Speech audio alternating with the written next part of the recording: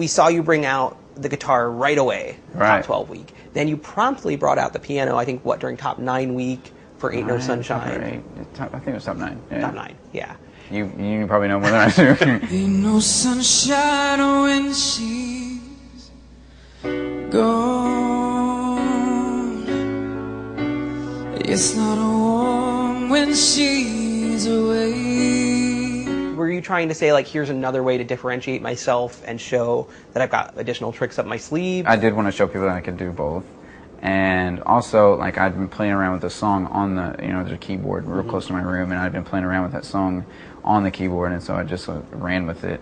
And, also just I thought it'd be a cool thing to do, to play 2 instruments on the show. That began my journey of getting really angry every time you were on screen, because I never felt the judges gave you enough credit. It's your best performance so far, well done. And clearly, you were the best of the night that night. Did thank you you. ever feel like saying, could I get a compliment without a but, or without, qualifying it somehow? The judges' comments or whatever, like, I thought they were nice. Most of the time they were pretty nice to me. But I took everything that they said with a grain of salt. Whether it matters or not, all I wanted to do was go out there and do my best. And I felt like that performance went really well. Wonder this time away she's gone. Wonder where she's gone to stay. I would call my friends. I was like, was it good? And they were like, yeah. So that's kind of all that mattered. Right. Truthfully, I actually think Kris probably lived up to the spirit of the competition the most. He actually went to a movie that obviously meant something to him and picked a song that was perfect for him. In a similar vein, Falling Slowly, let's talk about that song choice for a second. Was that on the list of songs? It was not on the list, and I was really surprised it got cleared, actually, because it is an obscure song, and when you think of movie songs, you don't think of that song, but actually, when you really think about it, it makes total sense because it won the Oscar, and it's very contemporary. I was thinking that week, and I was like, I don't want to do anything that's just like cheesy music. Mary Elizabeth Mastrantonio and the Mist. Exactly. No. Like in Sound of Music or something, and just because that was it's not me, and I love the movie, and I was like, why don't I just try to do that? And I was really surprised I was able to do it. Words fall through me and always for me, and I can't react. Were you worried at all about that song? Yeah, absolutely. I was really worried because I didn't think hardly anybody would know it. Most people that watch American Idol are teenagers that probably don't keep up with independent films. Right. But the coolest thing was, after that week, I got a present from Glenn Hansard and Margetta Arglova. They gave me a signed album of the soundtrack. They sent me a note, too, that said, that really meant a lot that you would sing our song on the show. And was your mind blown? That meant more than anything. If the artist cares, then who cares what Americans Yeah, and it's not like somebody tracking them down and saying, hey, what did you think about it? And they're being diplomatic and saying, well, yeah, it was really nice. Well, they sent me a bunch of stuff, too. They sent CDs and T-shirts and all that kind of stuff. It was really cool. How much do you love your iTunes version of that song? It's it didn't turn out the exact way that I wanted it to, but I do like it for sure. Could be one for the debut album. Yeah, maybe so. Just a thought.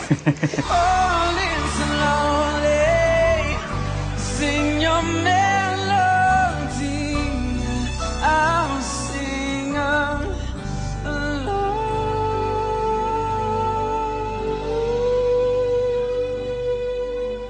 I know the show has a little bit become song arrangement idol. We're no longer in season 2 or 3 where you can just go out and sing it.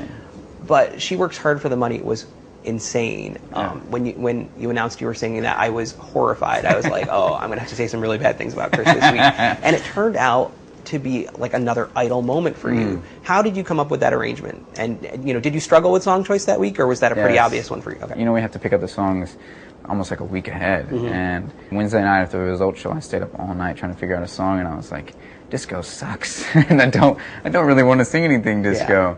And I was kind of upset that we were doing disco, and I was just like, find a song. And I found a song that had a story in it. And that kind of meant more to me than anything. And so I was just like playing on the guitar, and all of my friends were like, dude, that's not a good song. Like, why are you singing Donna Summer? And I was like, that's the only song that makes sense. 1, 2, 3, 4. I met her there in the corner, staring as she's wondering where she is. And that is strange to her. Some people seem to have everything.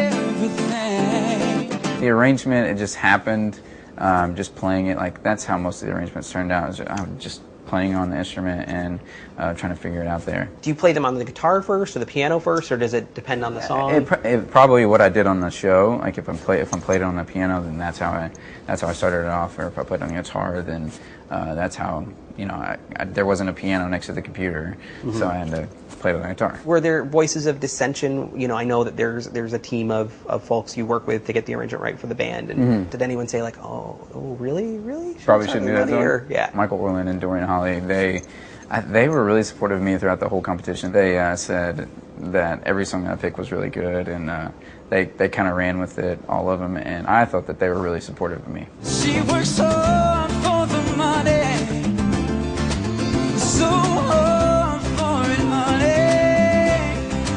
She works hard for the money, so you better treat her right.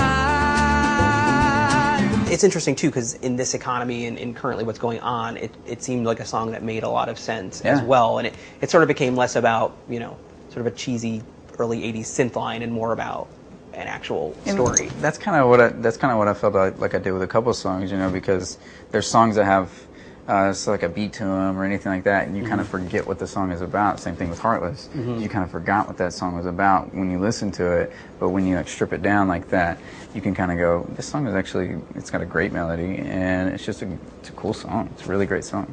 Do you get a thrill out of doing that? Yeah, I think it makes people think, and I like that.